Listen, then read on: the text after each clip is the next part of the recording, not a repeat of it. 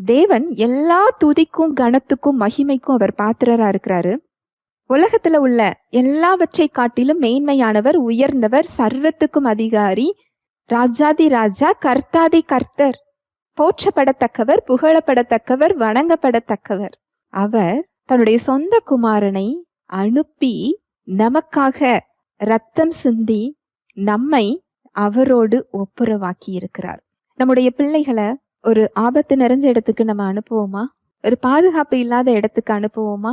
இல்ல ஒரு தெரிஞ்ச இடத்துக்கே நமக்கு அது பிடிக்கல அப்படின்னு சொன்னா அந்த இடத்துக்கு அனுப்பி விடுவோமா? அனுப்ப மாட்டோம் இல்லையா? அவருடைய இயல்புக்கும் அவருடைய வல்லமைக்கும் ஒத்தே வராத ஒரு இடத்துக்கு அவர் மனிதனாக இறங்கி வந்திருக்கிறார் என்றால் உங்களையும் என்னையும் அவர் எவ்வளவு உயர்வாக பார்க்கிறார், எவ்வளவு விசேஷித்தமானவர்களாக அவர் பார்க்கிறார்.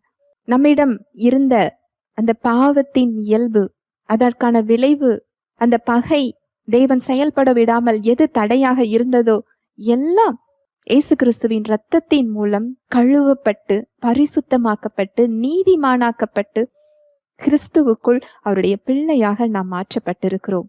உங்களையும் என்னையும் அவர் பார்க்கும் பொழுது நீங்க நிற்கிற இடத்திலிருந்து உங்க பிரச்சனைக்கு அடிப்படையில் அவர் உங்களை பார்க்கல, தாழ்த்தப்பட்டவங்களா உங்களை அவர் பார்க்கல, குறைவானவங்களா அவர் பார்க்கல, ஒன்றும் இல்லாதவர்களாக உங்களை அவர் பார்க்கவில்லை, உங்களை அவமரியாதை செய்யல, விலையேற பெற்றவர்களாக உங்களில் உள்ள கிறிஸ்துவை அவர் பார்க்கின்றார்.